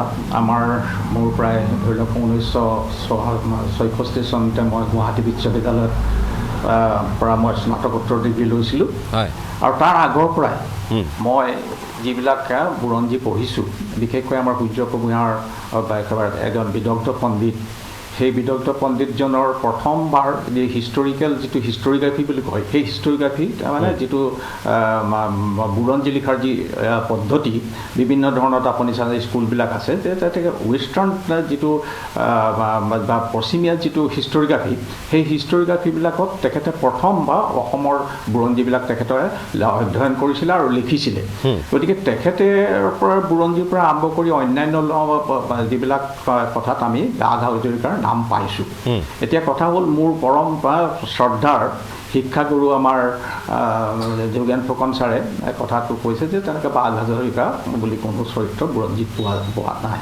কিন্তু মই এটা কথা কওঁ যে যিহেতু সূৰ্য কুমাৰ ভূঞাৰ দৰে এজন বিদগ্ধ পণ্ডিতে হয়তো তেওঁ কাৰোবাৰ পৰা শুনি কৈছিল, গতিকে ক'লেও তেওঁতো এজন যিহেতু পণ্ডিত, তেওঁ সকলো তথ্য বাছ বিচাৰ নকৰাকৈ সেইটো বুৰঞ্জীত নিশ্চয় তেখেতে লিপিবদ্ধ নকৰে। কাৰণ বুৰঞ্জীৰ আজিকালি এটা কথা হৈছে যে আপুনি সকলো কথা যদি বুৰঞ্জীত নাপায়ো, বুৰঞ্জীৰ এটা আজিকালি নতুন এটা কথা আহিছে যে আমাৰ অৰেল চ'ৰ্চ, যি লৌকিক কথা আছে, মানুহৰ মুখে মুখে যি চলি আছে, সেইবিলাক তথ্যকো আজি বুৰঞ্জীৰ তথ্য বুলি সমগ্ৰ পৃথিৱীতে এইটো গ্ৰহণযোগ্য হৈছে আৰু তাৰ ভিত্তিত নানান ধৰণৰ বুৰঞ্জী ইতিমধ্যে লিখিছে গতিকে সেই লৌকিক কথাবিলাকত কিন্তু আমাৰ চাব আমাৰ আন চৰিত্ৰ অকল তেখেতৰে নহয় আন তেনেকুৱা বহুতো চৰিত্ৰ আছে যিবিলাক চৰিত্ৰ মাত্ৰ এনেকুৱা অৰেল চ'ৰ্চতে পোৱা যায় লৌকিক যিটো আমাৰ লোক মানুহৰ মাজে মাজে যে মানুহৰ মাজত যি লোকগীত বা অন্যান্য মই বুজি পাইছোঁ সেইবিলাকো আমি গ্ৰহণ কৰিবলৈ হয় মই আপোনাক তাৰ মাজত এটা কথা সুধিব খুজিছোঁ কাৰণ এইবোৰ উৎসুকতা বিভিন্নজনৰ মনলৈ অহা প্ৰশ্ন আমাৰো মনলৈ অহা প্ৰশ্ন যে তাত আমি যেতিয়া ডক্টৰ যোগেন্দ্ৰনাথ ফুকন ছাৰৰ ইণ্টাৰভিউটো বা সাক্ষাৎকাৰটো লৈছিলোঁ তেখেতে কৈছিল যে মই সুধিছিলোঁ যে বাকী মুছলমান মানুহ সেই সময়ৰ খিলঞ্জীয়া মুছলমান বা যিসকল ধৰ্মান্তৰিত হৈছিল তেওঁলোকৰ বিষয়বাব তেওঁলোকৰ নাছিল নেকি তেতিয়া তেওঁ কৈছিল যে এনেধৰণৰ বহু লোক আছে যিসকলে আহোম ৰাজসভাত তেওঁলোকে বিভিন্ন সৰু বৰ পদত তেওঁলোক অধিষ্ঠিত হৈছিল মুছলমান লোক খিলঞ্জীয়া মুছলমান লোক বা ধৰ্মান্তৰিত হওক বা তেওঁলোক সেই সময়ৰ যিসকল আছিল ইছলাম ধৰ্মত দীক্ষিত তো তেওঁলোকৰ ফালৰ পৰা সেই কথাখিনি তেওঁ কৈছিল যে তেনেধৰণৰ লোক চুলতানগৰীয়া গদাইগৰীয়া এনেধৰণৰ বহু লোকৰ কথা আছিল এই সৰু পদবী তেওঁলোকৰ কোনোবা দূত আছিল এনেধৰণৰ কথা বতৰা আছিল সন্তৰী আছিল বা যিয়ে নহওক বা আন হয়তো ইয়াতকৈ উচ্চ বাবতো থাকিব পাৰে এতিয়া কথাটো হ'ল যে আমি আৰু এটা কথা সেই সময়তে আমাৰ যিহেতু কথাবোৰ আলোচনা হৈ আছিল তেতিয়া তেখেতক আমি সুধিছিলোঁ যে হাজৰিকা এটা ডাঙৰ বিষয়বাব হাজৰিকা এটা ডাঙৰ বিষয়বাব গতিকে এই ডাঙৰ বিষয়বাবৰ মানুহজন সেই সময়ত তাকো শৰাইঘাটৰ যুদ্ধখন এলাপেচা যুদ্ধ নহয় শৰাইঘাটৰ ৰণৰ সকলো কথা ৰামসিংহই কোৱা পৰৱৰ্তী সময়ত কোৱা কথা সকলো কথা সন্নিৱিষ্ট হ'ল বুৰঞ্জীত সেই সময়ৰ বুৰঞ্জীত বাঘ হাজৰিকা কিয়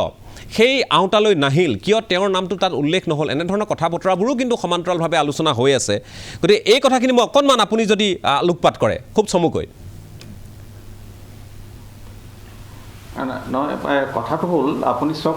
এই যে আপোনাৰ এতিয়া আপোনাৰ এই যে এটা কিছু এটা কথা নতুনকৈ হৈছে যে তেখেতে হয়তো তেনেকুৱা নাছিল আপুনি এটা কথা লক্ষ্য কৰিব যে বুৰঞ্জীত এই যে সকলো মানুহেই প্ৰব্ৰজিত মানুহ নহয় আহোম স্বৰ্গদেউসকলেও তেওঁলোকৰ নিজৰ যিবিলাক কাৰিকৰী কাম কাৰুকাৰ্য কৰিবৰ কাৰণে কাৰিকৰী কামবিলাক কৰিবৰ কাৰণে তেওঁলোকে নিজেও বহুতো মানুহ আনিছিল মানুহক উচ্চ মই প্ৰব্ৰজিত মানুহৰ কথা কোৱা নাই প্ৰব্ৰজিত হাড়ে হিমজুৱে তেওঁলোকে অসমৰ লগত একেবাৰে মিলি গৈছিল সেইবিলাক মানুহকো বিষয়বাব নিশ্চয় দিছিল আৰু সেই বিষয়বাব দিয়া নিদিয়া কথাটো কোনো ৰকমে প্ৰশ্ন উঠে বিষয়বাব দিছিল কিন্তু মই এটা কথা আপোনাক ক'ব খুজিছোঁ যে ইমান দিনে সূৰ্য কুমাৰ ভূঞাৰ দৰে মানুহৰ দৰে বা ইমান দিনৰ পৰা যি এটা প্ৰচেষ্টা কথা চলি আছিল যে বাঘ হাজৰিকা ইছমাইল ছিদ্দিকী যিজনক বাঘ হাজৰিকা বুলি কোৱা হয় যে শৰাইঘাটৰ যুদ্ধত এটা খুব উল্লেখযোগ্য অংশগ্ৰহণ কৰিছিল কিন্তু আজি কিছুদিনৰ পৰাহে এই কথাটো আহিছে আমি বহুত দিনৰ পৰা এইটোকেই জানি আহিছিলোঁ বিশেষকৈ আমি সূৰ্য কুমাৰ ভূঞাৰ ছাৰৰ ওপৰতো আমি যথেষ্ট নিৰ্ভৰ কৰোঁ আৰু সূৰ্য কুমাৰ ভূঞাৰ ছাৰো মই জানো যে তথ্যৰ ভিত্তিত তেখেতে সকলো কথা গ্ৰহণ কৰে আৰু মই এটা কথা আপোনাক কৈছোঁ যে অকল বুৰঞ্জীবিলাকেই সকলো কথা নহয় বুৰঞ্জীবিলাকৰ বাহিৰেও যিবিলাক লোককথা আছে মই কৈছোঁৱেই ইতিমধ্যে যে আজিকালিৰ বুৰঞ্জী অধ্যয়নত অৰেল চ'ৰ্চে অত্যন্ত গুৰুত্বপূৰ্ণ অংশ গ্ৰহণ কৰিছে গতিকে এই কথাটো যেতিয়া ইমান দিনে চলি আছিল আৰু ইমান দিনে কোনো বিতৰ্ক হোৱা নাই মই নাভাবোঁ কি পৰিস্থিতিত এনেকুৱা এটা বিতৰ্ক হ'বলৈ পাইছে গতিকে তাৰ বিষয়ে কিন্তু মই ভাবোঁ যদি বিতৰ্ক হৈছেই সেই বিতৰ্কৰ এটা উত্তৰ পাবৰ কাৰণে আমি ভালদৰে গৱেষণা কৰিব লাগিব সেই কথাটোৱে কৈ আছোঁ যিবিলাকে কৈছে ইজনে সিজনৰ ওপৰত দুখ জাপি থকাতকৈ ইজনে সিজনৰ বিৰুদ্ধে অভিযোগ উত্থাপন কৰি থকাতকৈ আমি ভাবোঁ যে এটা শুদ্ধ বিজ্ঞানসন্মত গৱেষণা হোৱা উচিত ভালদৰে গৱেষণা কৰিব লাগিব হয় শুদ্ধ আৰু বিজ্ঞানসন্মতভাৱে গৱেষণা হোৱা উচিত নহ'লে বিতৰ্ক হৈ থাকিব মই কেলে আপোনাক কৈছোঁ এই পৰিৱৰ্তিত পৰিস্থিতিত মানে এনেকুৱা এটা বিতৰ্ক আৰম্ভ হৈছে সেই বিতৰ্কটো আগতে কিয় নহ'ল আৰু এতিয়া কি এই বিতৰ্কিত অৱস্থাটো কিয় আহিছে গতিকে এই বিতৰ্কীয় ব্যৱস্থাটো অসমৰ বৃহত্তৰ স্বাৰ্থত আমি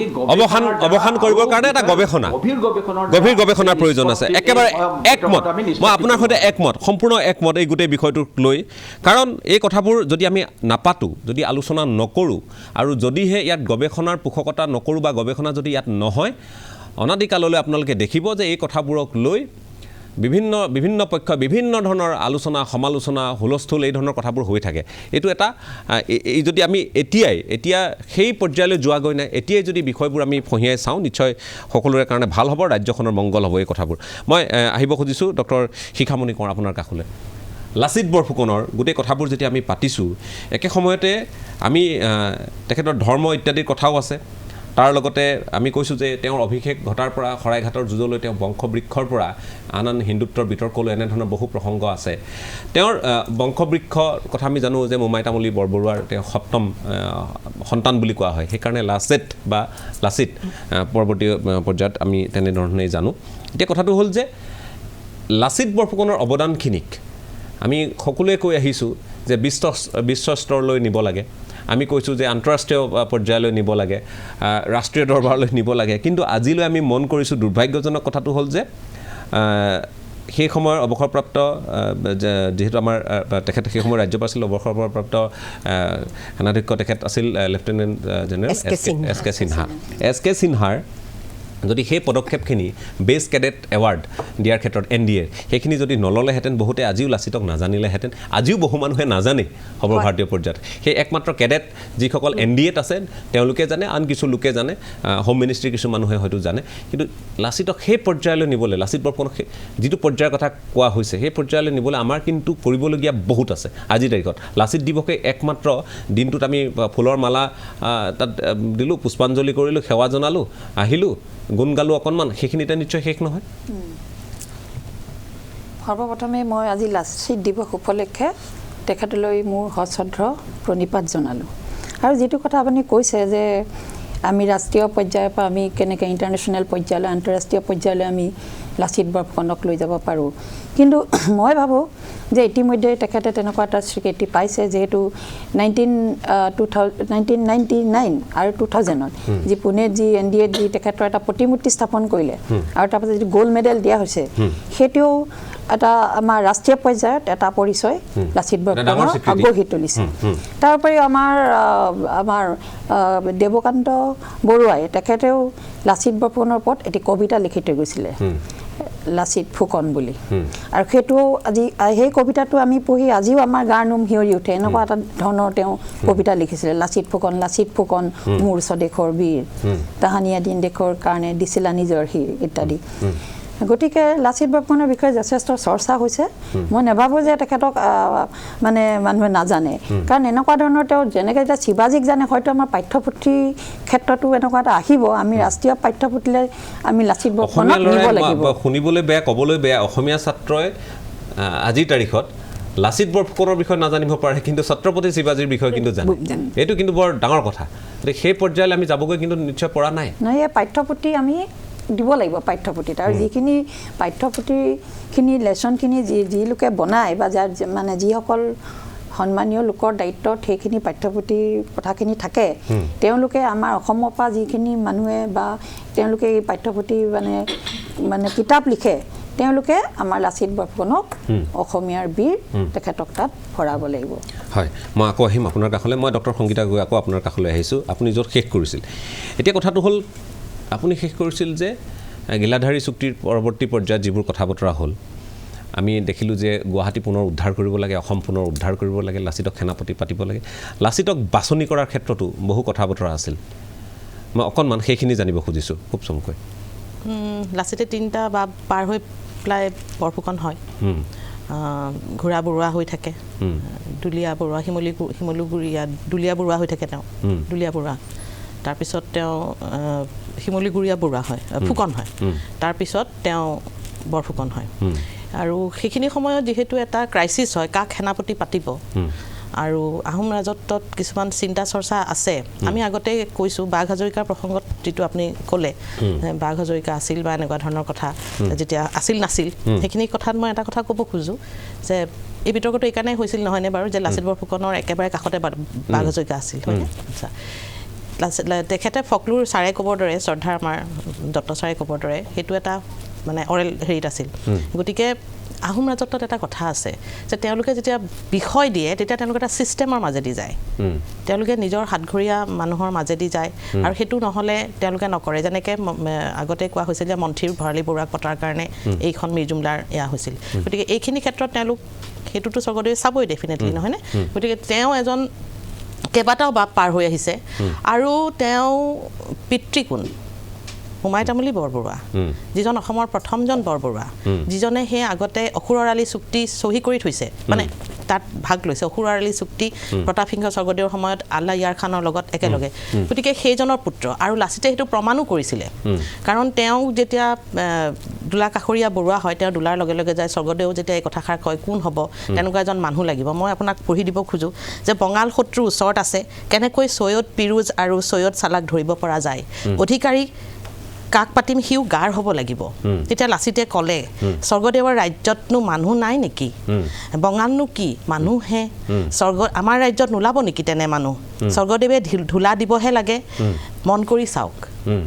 সেইষাৰ ক'লে সেইষাৰ কওঁতে স্বৰ্গদেৱে তেওঁকেই শ্ৰেষ্ঠ মানে কামটো কৰিব পাৰিব বুলি তেওঁ অলপ বিশ্বাস মানে লাচিত বৰফুকনৰ যিটো কনফিডেন্স যিটো দেশপ্ৰেম তথাপিও তেওঁ জুখি চাবৰ কাৰণে এটা পৰীক্ষা পাতিলে এই এটা মানুহে হেৰিটো পাগুৰিটো কাঢ়ি লৈ গ'ল তেওঁ কাটিবলৈ খেদি গ'ল এনেকুৱা ধৰণৰ আৰু মঙল উচুৱালে এই গোটেইখিনি কৰাৰ পিছত লাচিত বৰফুকনক তেওঁলোকে চিলেক্ট কৰিলে কাৰণ তেওঁৰ যিটো স্পিৰিট দেশপ্ৰেম তেওঁৰ বংশলতা এভৰিথিং তাৰমানে সেইখিনি সময়ত আৰু তেওঁ তেনেকুৱা আজি তাৰিখত যদি কওঁ আইবি ৰিপৰ্ট অ'কে আছে পুৰা তেওঁ পুৰা ওপৰৰ পৰা কাৰণ দেউতাকৰতো সেইটো শিক্ষা থাকিবই আৰু ইমানখিনি তেওঁ ষ্টেপ বাই ষ্টেপ আহিছে নহয়নে ষ্টেপ বাই ষ্টেপ আহিছে গতিকে ষ্টেপ বাই ষ্টেপ অহাৰ পিছতহে আহিব এতিয়া মোক এটা কথা কওক যিটো এতিয়া আলোচনা চলিছে যে এই কথাটো যে মই মানুহে বেয়া পালেও উপায় নাই কথাবোৰ আলোচনা হৈ আছে আপোনালোকে ভুল নুবুজিব যে বাঘ হাজৰিকা এতিয়া মোক কওক যে বাঘ হাজৰিকা অৰ্থাৎ হাজাৰৰ ওপৰত বাপ 20 গৰাকীৰ ওপৰত বৰা শৰ ওপৰত শইকীয়া হাজাৰৰ ওপৰত হাজৰিকা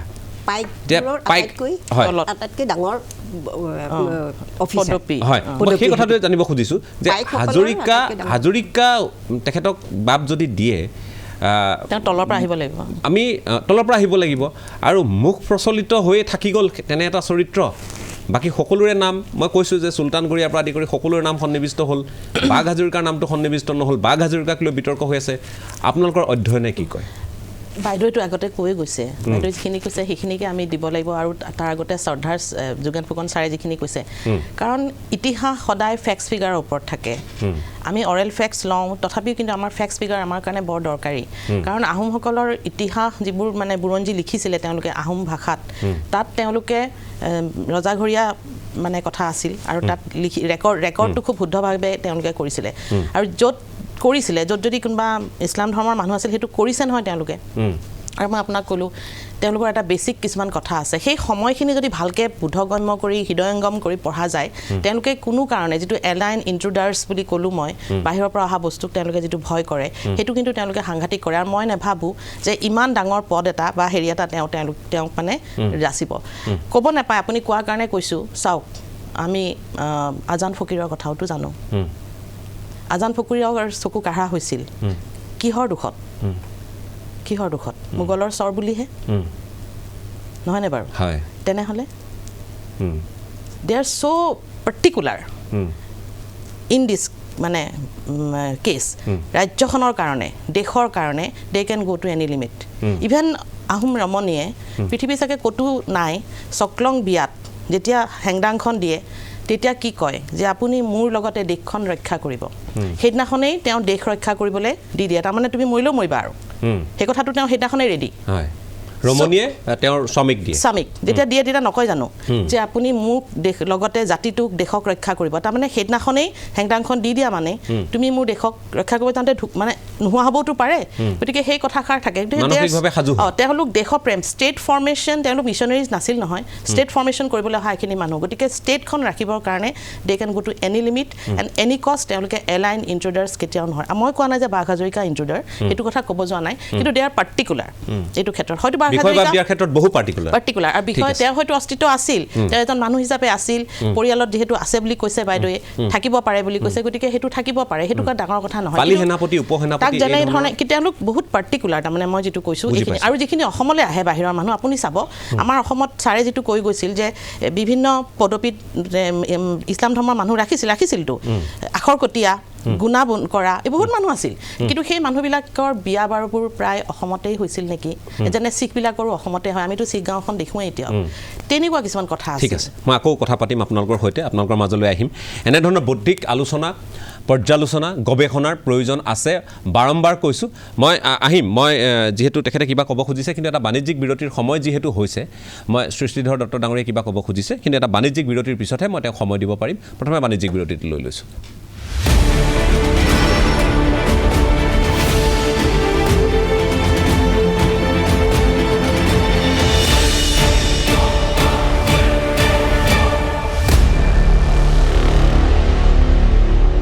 এটা চমু বাণিজ্যিক বিৰতিৰ পাছত আপোনালোকক পুনৰ স্বাগতম জনাইছোঁ। আপোনালোকে চাই আছে আজিৰ পৰ্যবেক্ষণ। আজি মহাবীৰ লাচিত বৰফুকনক সুঁৱৰি আমি সশ্ৰদ্ধ স্মৰণ কৰি কেতবোৰ কথা আলোচনা কৰিব খুজিছোঁ। আমি বুৰঞ্জীৰ ছাত্ৰ নহয়, এই কথাখিনি স্পষ্টভাৱে আপোনালোকক জনাই থওঁ। কিন্তু আমি যিসকলৰ লগত এই মুহূৰ্তত বহি আছোঁ, তেওঁলোকে বুৰঞ্জী অধ্যয়ন কৰিছে দীৰ্ঘ সময়, বুৰঞ্জীৰ পাঠদান কৰে তেওঁলোকে, আৰু বুৰঞ্জী সন্দৰ্ভত তেওঁলোকে যিখিনি পাইছে সেইখিনিহে মাত্ৰ আমি জানিব খুজিছোঁ, আপোনালোককো জনাব খুজিছোঁ। আৰু যিবোৰ কথা আধৰুৱা হৈ ৰৈছে, আমি অনুৰোধ জনাম তেওঁলোকক, কাৰণ তেওঁলোকেহে এই কথাবোৰ মৰীক্ষণ কৰিব পাৰিব। মই আকৌ আই এছ মুমতাজা বাইদেউ আপোনাৰ কাষলৈ আহিছোঁ। আমি কথা পাতি আছোঁ যে আহিলে মই আকৌ একেবোৰ বিষয় পাতি থাকিব খোজা নাই, যে বাঘ হাজৰিকাৰ কথা বা আন কথা। এতিয়া কথাটো হ'ল যে লাচিতৰ অভিষেক, এই কথাখিনি তেখেতে উল্লেখ কৰিছে, বাছনি কি পৰ্যায়ত হৈছিল, কেনেকৈ হৈছিল, এটা পৰ্যায়ত হয় গোটেই কথাবোৰ।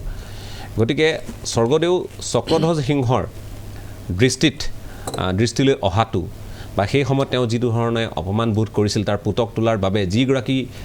পৰাক্ৰমী ব্যক্তিক তেওঁ বাছনি কৰিব লাগিব, সেই কথাখিনি যথেষ্ট দুৰূহ কাম আছিল। আপুনি অধ্যয়ন কৰি কি পাইছিল এই বিষয়টোত? লাচিত বৰফুকনে কিয়? লাচিত সেই সময়ৰ জয়ধ্বজ সিংহৰ দিনত যেতিয়া মিৰ্জিমলা আক্ৰমণ কৰিলেহি,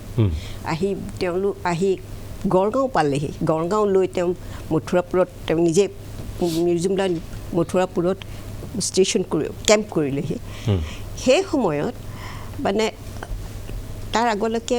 আহোম সৈন্য আৰু বা ডাঙৰ বিষয়াসকল এটা গোট হৈ আছিল, ৰজাৰ এগেইনষ্টত কোনো যোৱা নাছিল, সেইটো এটা। কিন্তু বাদুলি ফুকন যি ৰজা শহুৰ বুলি আমাৰ বুৰঞ্জী মুখত আছে, তেওঁ মেইন সেনাপতি এজন আছিল, ৰজা মানে স্বৰ্গদেউ জয়ধ্বজ সিংহৰ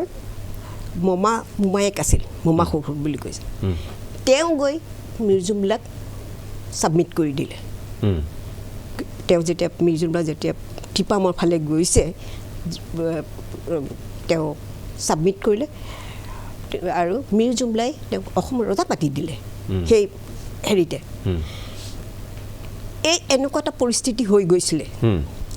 ইয়াৰ আগতে কোনো মানুহ আহোমৰ বিষয়া বা কোনো শত্ৰুৰ লগত ছাবমিট কৰা নাই, শত্ৰুৰ লগত বুজা পৰা কৰা নাছিলে, ছাবমিট কৰিছে। তেওঁ অকল বুজা পৰাই নহয়, নেগচিয়েটেড নহয়, মানে ছাবমিট কৰিছে, শৰণাপন্ন হৈছে। সেইটো কোনোদিন কৰা নাই। এতিয়া যেতিয়া মিৰ্জিমলা গ'ল, ৰজাৰ মনত এটা বিশ্বাসৰ মানে হেৰি হৈ গ'ল যে কাক কি ল'ব। আৰু বৰফুকন এটা বৰ ডাঙৰ তেওঁ ৱেষ্টাৰ্ণ মোষ্ট প্ৰভিন্সখন গভৰ্ণৰ, তাৰ সিফালতে আছে মোগলখিনি।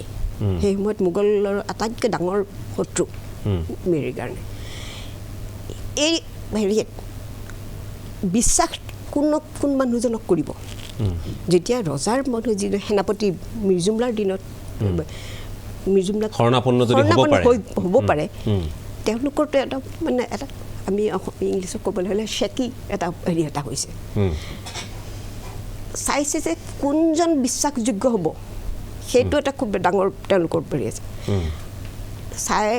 বহুত দেখিছে যে লাচিত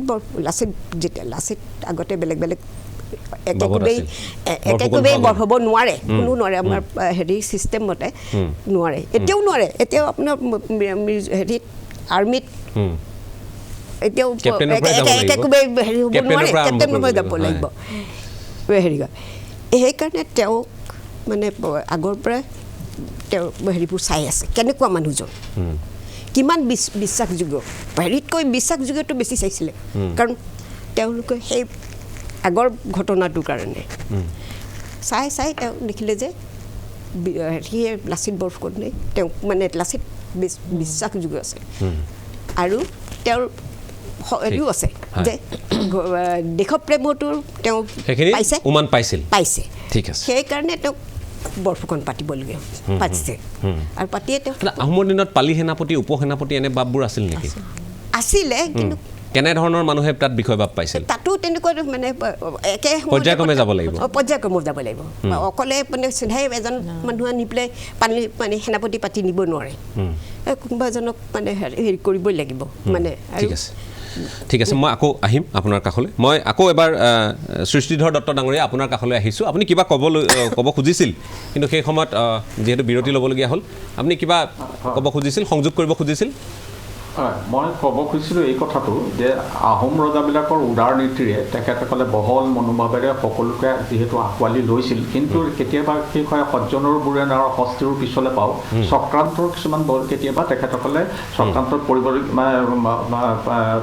অলপমান অসুবিধা পাইছিল উদাহৰণস্বৰূপে যে আজান ফকীৰক প্ৰথম অৱস্থাত যদিও তেখেতসকলে শাস্তি দিছিল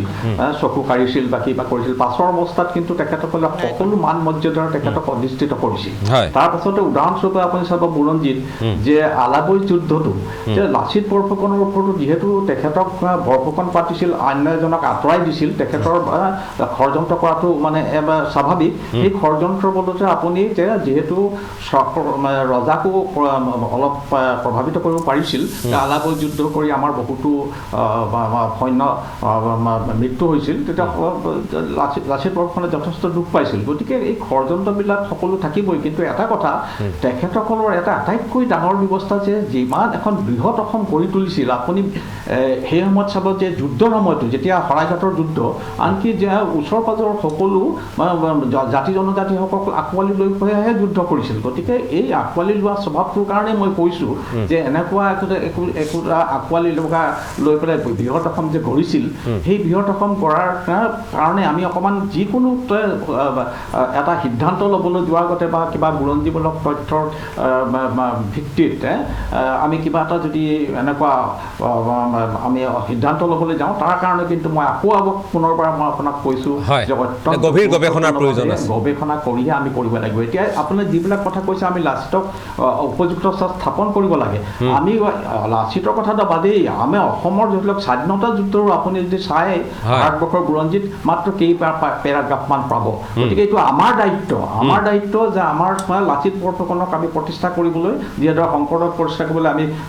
প্ৰচেষ্টা কৰিছোঁ ইংৰাজীত বা হিন্দীত লিখি আমি আমাৰ এইটো দায়িত্ব আমি এইটো কৰাটো উচিত আৰু যিহেতু টেক্সট বুকবিলাকত বিশেষকৈ CBSE টেক্সট বুকবিলাকত তেখেতক আমি ঠাই দিয়াৰ প্ৰচেষ্টা কৰিব লাগিব তেতিয়াহে উঠি অহা চামে ভাৰতবৰ্ষৰ লাচিত বৰফুকনক আমি যথেষ্ট জানিব পাৰিব আৰু আমি তেওঁক প্ৰাপ্য স্থানত আমি নিশ্চয় উপস্থাপন কৰিব পাৰিম সঠিক কথা কৈছে আপুনি সেইটো হয় সেইটো প্ৰয়োজন আছে মই আকৌ যেহেতু শিখামণি কোঁৱৰ ডাঙৰীয়ানী আমাৰ সৈতে আছে মই আকৌ আপোনাৰ কাষলৈ আহিছোঁ এতিয়া আমি যিবোৰ কথা পাতি আছোঁ তাৰ মাজত কিন্তু ঘিলাধাৰী চুক্তিৰ কথা আহিল ঘিলাধাৰী চুক্তিৰ পিছত যেতিয়া লাচিত বৰফুকনক অভিষেক ঘটোৱা হ'ল তেখেতক বৰফুকন পতা হ'ল গুৱাহাটী উদ্ধাৰ হ'ল তাৰপিছত আলাবৈত বহু হাজাৰ সৈনিক আমাৰ নিহত হ'ল এই কথাবোৰ চলিল গতিকে এই গোটেই পৰিক্ৰমাটোত সেই সময়ত এগৰাকী ব্যক্তি বিচলিত হোৱাটো একেবাৰে স্বাভাৱিক লাচিত বৰফুকন কিন্তু অকণমান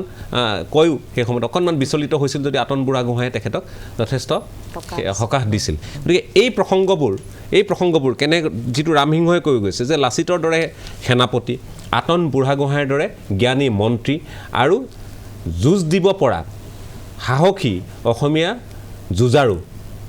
এই ত্ৰিশক্তিৰ আগত থানবান হৈ গৈছিল মোগল শক্তি বা সেই সময়ত কয় বঙাল থানবান হৈছিল গতিকে সেই বিষয়টোত অকণমান যদি আলোকপাত কৰে আপুনি আলাবৈত কিয় আমি সেই ধৰণৰ ক্ষতিৰ সন্মুখীন হ'বলগীয়া হ'ল লাচিত বৰফুকনক সেনাপতি পতাৰ পাছত লাচিত ফুকন আছিল তাৰপৰা সেনাপতি পতাৰ কাৰণে তেখেত বৰফুকন হ'ল ঠিক আছে তাৰপিছত যেতিয়া তেখেতক চক্ৰধৰ সিংহই সেনাপতি পাতিলে আমাৰ গুৱাহাটী উদ্ধাৰ কৰিবলৈ তেতিয়া তেওঁ যেতিয়া আহিছিলে আৰু আমি দেখিছিলোঁ যে 1667 to 1671 এই 4 বছৰ লাচিত বৰফুকনে মোগলৰ এগেইনষ্টে নেৰা নেপেৰাকৈ তেখেত লাগি আছিলে আৰু প্ৰথমে তেওঁ 1667ত আমাৰ মানে গুৱাহাটী দখল কৰিলে মোগলৰ পৰা আৰু আমি জানো যে জয়ধ্বজ সিংহৰ দিনতে আহোম ৰাজ্যৰ ভিতৰলৈ কামৰূপখন আহিছিল আৰু তাৰ পিছত তেখেতে যেতিয়া দেখিলে যে মানে এই হেৰি হৈছে এই কামৰূপ ল'লে এই খবৰ গৈতো দিল্লী পাই গ'ল তাৰ পিছতে তেওঁলোকে ৰামসিংহক পঠাই দিছিলে মহাপ্ৰবল প্ৰতাপী আমি জানো সেই সময়ৰ আৰু যেহেতু মিৰ জুমলাৰ লগত যিসকল সৈন্যবাহিনী আহিছিল তেওঁলোকেতো বিৰাট ভয় খাইছে যে এইবোৰ তন্ত্ৰ মন্ত্ৰৰ দেশ আমি কোনোপধ্যেই তাত আমি টিকিব নোৱাৰোঁ মানে ইতিমধ্যে মানে সৈনিকসকলৰ মাজত এটা জনৰৱ সৃষ্টি হৈ গৈছিল যে এখন তন্ত্ৰ মন্ত্ৰৰ দেশ আৰু ইয়াতে ডাইনী আছে ৰাক্ষস আছে তেনেকৈ মানে তেওঁলোকৰ এটা ধাৰণা হৈছিল আৰু সেইকাৰণে ৰামসিংহৰ লগত বহুত সৈনিক আহিব বিচৰা নাছিল কিন্তু তথাপি ৰামসিংহই মানে অসমলৈ আহিবৰ কাৰণে তেওঁলোকে কি কৰিলে তেওঁৰ লগত কিছুমান পীৰ হিন্দু সন্যাসী মুছলমান ফকীৰ বীৰ আনকি পাটনাৰ পৰা আমি জানো সকলোৱে গুৰু টেগ বাহাদুৰকো লৈ আহিছিল আৰু এইখিনি আনি পেলাই তেওঁ কৈছিলে যে আমি কামৰূপৰ তন্ত্ৰ মন্ত্ৰ আমাৰ এই আমি যিসকলক আনিছোঁ তেওঁলোকৰ দ্বাৰা আমি উপকৃত হ'ম গতিকে আপোনালোকে ভয় কৰিব নালাগে আৰু তাৰপিছত আমি জানো এইখিনি নকওঁ আৰু সকলোৱে জানে সময়ো কম তাৰপিছতে তেওঁ লাগি আছে 67ত ল'লে লোৱাৰ পাছত তেখেতে প্ৰিপেৰেশ্যন কৰি আছে ৰামসিংহ আৰু আমি জানো কাৰণ লাচিত বৰফুকনৰ এনে নেতৃত্ব যে ৰামসিংহ আহি সোমাব পৰা নাই গুৱাহাটীত সেইকাৰণে তেখেতে বিভিন্ন ধৰণৰ চিঠি পত্ৰ আদান প্ৰদান কৰি গৈছিলে আৰু এনেদৰে আদান প্ৰদান কৰি আচলতে লাচিত বৰফুকনে টাইম লৈছিলে যাতে ভালদৰে তেওঁলোকে প্ৰিপেৰেশ্যনটো কৰিব পাৰে কিন্তু তাৰ মাজতে কোনোবা গৈ যিটো আমাৰ মানে সন্মানীয় মোৰ গুৰু আমাৰ দত্ত ছাৰে কৈছে যে লাচিত বৰফুকনো হেনে সময়ত হেৰি হৈ গৈছিলে মানে বদনামে হৈ গৈছিলে যে আৰু স্বৰ্গদেউক গৈ কোনোবাই লগাই দিলে যে এই বোলে এনেকৈ টাইম লৈ আছে ইমান দিন হ'ল আমি আক্ৰমণ কৰিব লাগে আক্ৰমণ নাই কৰা তেখেতে তেওঁ বোলে ৰামসিংহৰ পৰা পইচা লৈছে ৰামসিংহই মানে উলিয়াই দিলে যে মোৰ পৰা এনেকৈ পইচা লৈছে বুলি চিঠি দি পেলাই সৈনিকবিলাকৰ মাজত মনোবল কমাবলৈ তেতিয়া আৰু তেখেতেতো একদম অৰ্ডাৰ দি দিলে গড়গাঁৱৰ পৰা যে এতিয়াই আক্ৰমণ কৰিব লাগে এতিয়া উপায় নাই আৰু তেতিয়া যেতিয়া ৰজাই অৰ্ডাৰ দিবতো কৰিবই লাগিব মানে অনিচ্ছা স্বত্বেও লাচিত বৰফুকনে মানে যুদ্ধ কৰিবলৈ আৰম্ভ কৰিলে আৰু কৰাৰ কাৰণে আমি জানো আলাবৈৰণ চবেই জানে এইটো তাৰমানে আলাবৈত লাচিত সঠিক আছিল তেওঁ সময় লৈছিল তেওঁ চিঠি পত্ৰ আদান প্ৰদানেৰে সময় লৈছিল সময় লৈ এই সময়খিনি অতিবাহিত কৰাৰ মাজত সৈনিকসকলক সাজু কৰিছিল আহোম সেনাক সেই সময়ত সাজু কৰিছিল আৰু যিসকল ইয়াৰ বেলতলাৰ হওক বা ইয়াৰ ৰজা এওঁলোকেও যিখিনি সহযোগিতা আগবঢ়াইছিল এওঁলোকেও সহযোগিতা আগবঢ়াইছিল গতিকে এটা ডাঙৰ টীম সাজু কৰি আছিল কিন্তু স্বৰ্গদেউক যেতিয়া এই অপপ্ৰচাৰ চলাই স্বৰ্গদেউৰ কাণত পেলোৱা হ'ল তাৰপিছত স্বৰ্গদেৱে লাচিতৰ কথা নুশুনি বা তেওঁৰ সেই পৰামৰ্শ নামানি পুনচাতে আক্ৰমণ কৰিবলৈ বোধ হয় সেই সময়ত ক'লে আৰু যাৰ কাৰণে আলাবৈ নহয়নে হয় মানে হেৰি 10,000 খং উঠি আছিল খং উঠি আছে যে কিয় হেৰি কৰিব ৰামসিংহৰ পৰা টকা লোৱাৰ অভিযোগ ৰামসিংহই এইবোৰ উলিয়ালে স্বৰ্গদেৱে তো ভাত খাবই বিচৰা নাই যেহেতু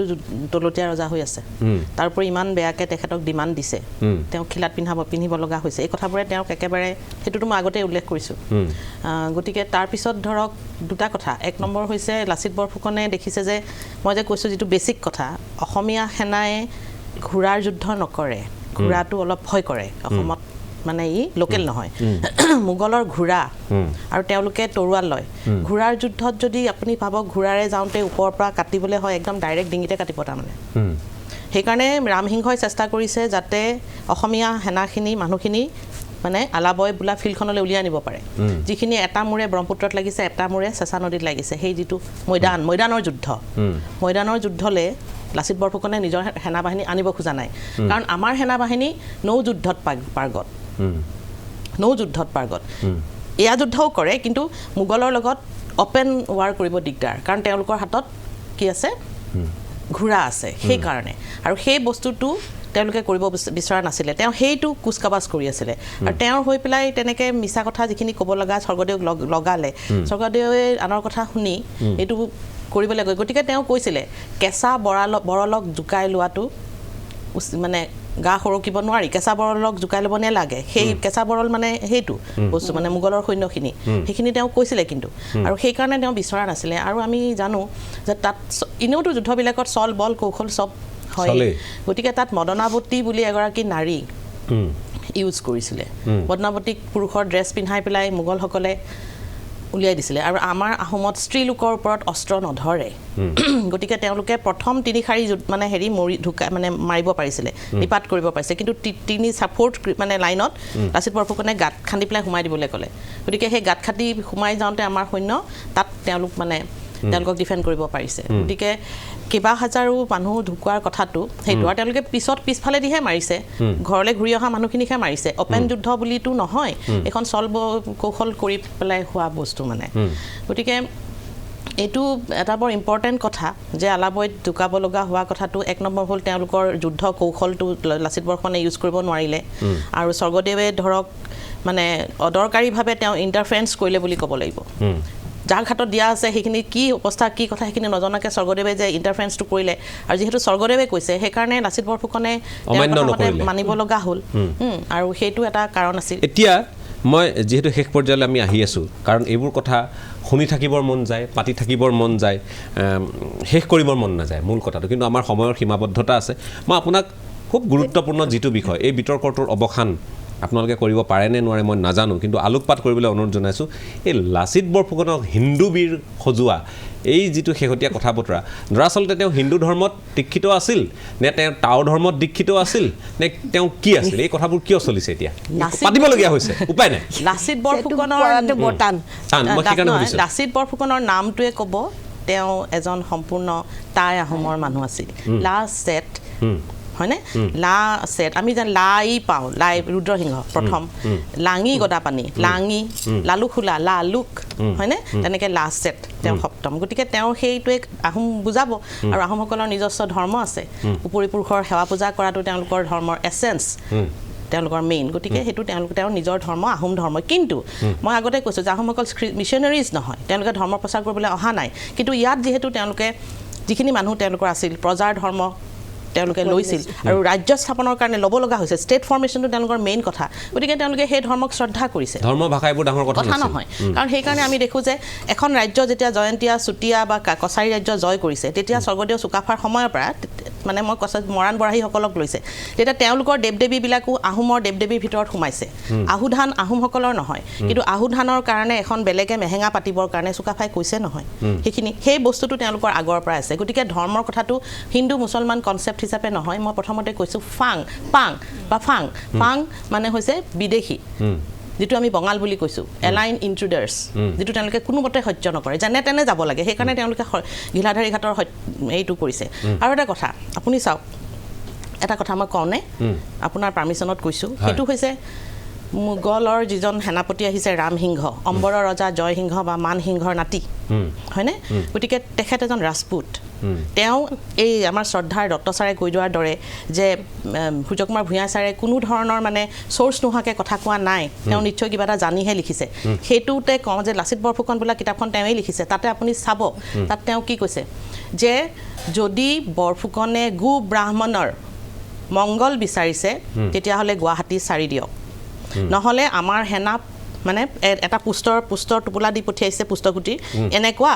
গতিকে আমি এনেকুৱা সৈন্য আহিছোঁ লাচিত বৰফুকনে তেতিয়া পটাগুটি এটাত দি পেলাই কৈছে নহয় পটাগুটিৰে পিঠিলে পুষ্ট গুৰি হৈ পানী হ'ব আমাৰ এইখিনি বালি দি পঠিয়াইছে আমাৰখিনি বালিৰ নিচিনা গতিকে এই গো ব্ৰাহ্মণক ৰক্ষা কৰিবৰ কাৰণে তেওঁ ক'লে যে গুৱাহাটী এৰি দিব লাগে কথাষাৰ কোনে কৈছে ৰাজপুত এজনে কৈছে তাৰমানে সেইখিনি সময়ত মোগলৰ তলত তেওঁ ইমানেই প্ৰেছাৰাইজ তেওঁ এনেকুৱা এটা অৱস্থা যে তেওঁ গো ব্ৰাহ্মণক মাৰিম বুলি পেলাই থ্ৰিটনিং দিছে এজন ৰাজপুতে আৰু তাৰ বিপৰীতে ইয়াত তাৰমানে গো ব্ৰাহ্মণৰ ৰক্ষা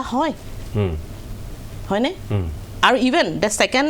মানে ইনচিডেণ্ট মই ক'লোঁ মদনামতী এগৰাকী হিন্দু মানে হেৰি তেওঁক ইউজ কৰা হৈছে নহয় গতিকে দ্য চিটুৱেশ্যন অফ আদাৰ পাৰ্ট অফ ইণ্ডিয়া কেনেকুৱা যিটো সময়ত অসমত এনেকুৱা সেইটো সময়ত আদাৰ পাৰ্ট অফ ইণ্ডিয়া কেনেকুৱা মই হিন্দু মুছলমানৰ কথালৈ অহা নাই কিন্তু সেইখিনি সময়ত আদাৰ পাৰ্টৰ অৱস্থা এনেকুৱা যে তেওঁলোকে আহি উল্টাই তেওঁলোকৰ ভাৰ্চনত আমাক কথাষাৰ থ্ৰেটিংটো দিছে গুৰু ব্ৰাহ্মণৰ ৰক্ষা কৰিবলৈ হ'লে গুৱাহাটী এৰি দিয়ক কিন্তু আমাৰ ইয়াত কি হৈছিল সেইখিনি বস্তু আছিল কাৰণ তেওঁলোকে সেই যি হিন্দু ধৰ্মৰ কথাটো কোৱা হৈছে সেইখিনি হিন্দু ধৰ্মৰ মানুহ যিহেতু কামৰূপত যেতিয়া ৰাজ্যখন লয় ইয়াত বেছিভাগ মানুহ হিন্দু ধৰ্মৰ আছিলে 12th century শেষৰ ফালে বেছিভাগ ব্ৰহ্মপুত্ৰ ভেলী মানুহ হয় হিন্দু নহয় হিন্দুৱাইজ হৈছে চুতীয়া কছাৰী সকলো অন দ্য প্ৰচেছত আছে বা হৈছে গতিকে আমাৰ মানুহখিনিয়ে ৰজাই যেতিয়া ৰাজ্য লৈছে সেইখিনি মানুহ অফক'ৰ্ছ আছে জয়ধ্বজ সিংহ হৈছে কিন্তু মানে লাচিত বৰফুকন হিন্দু মানে এটা চিম্বল এনেকুৱা ধৰণৰ কথা এটা আমি হয়তো ইয়ালৈ অনাটো বৰ ঠিক নহয় কিন্তু তেওঁলোকে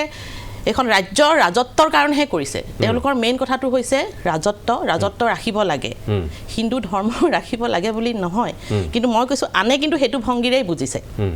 ট্ৰিটনিংটো তেওঁলোকক দিছে কিন্তু তেওঁলোকে কিন্তু ৰাজত্বৰ কাৰণে কৈছে সেইটো সময়ত হিন্দু বুলি কৈছিলে নাই নিজে সেইটো সময়ত হিন্দু বুলি কৈছে নাই নিজকে আহোম বুলিয়ে কৈ আছে হিন্দু বুলি কোৱা নাই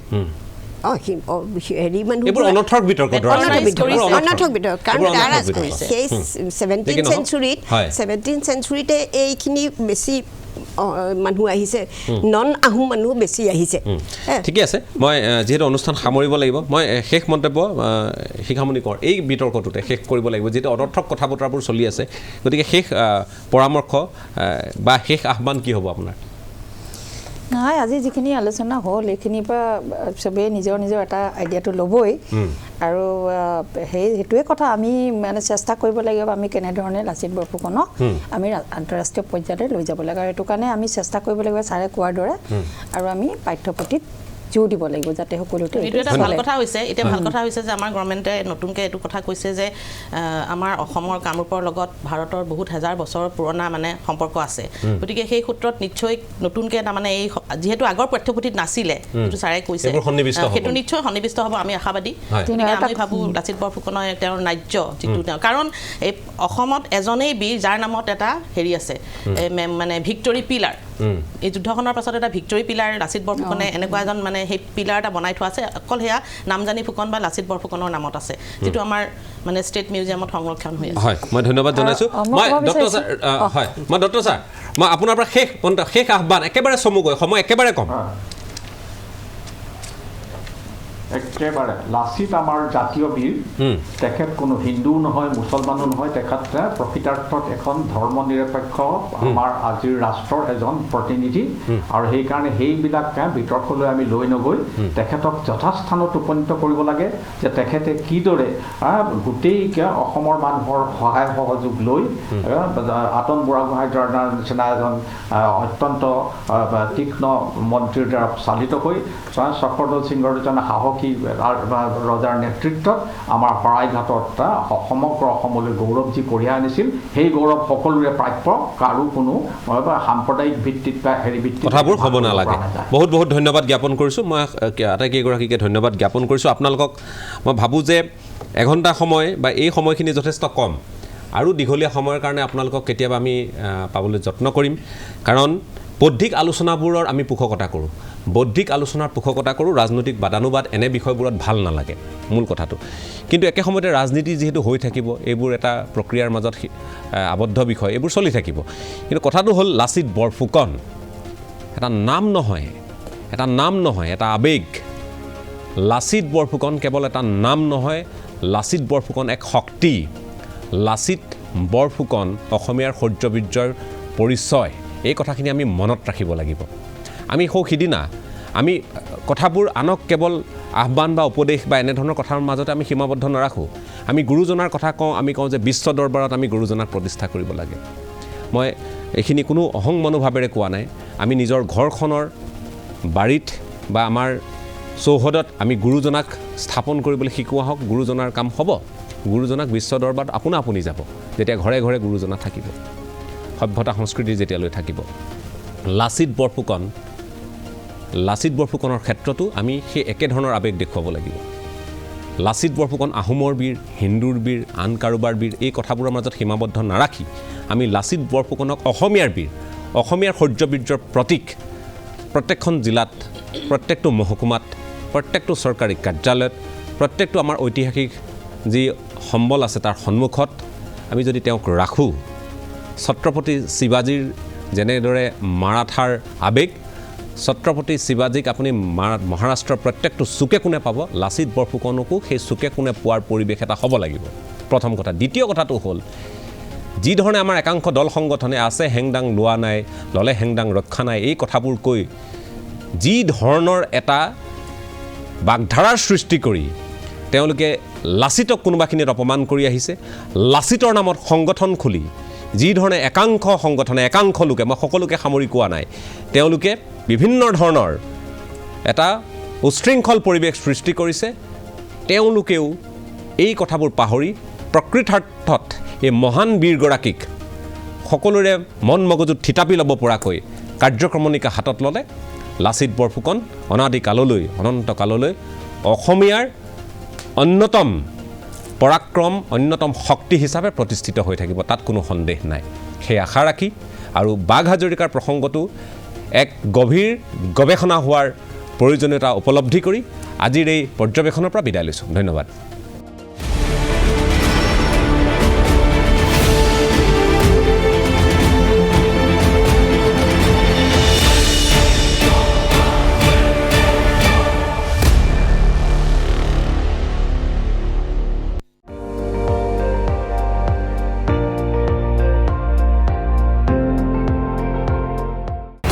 আপুনি চাই আছে ND24 সৰ্বশ্ৰেষ্ঠ নহয় সৰ্বোত্তমৰ দৌৰ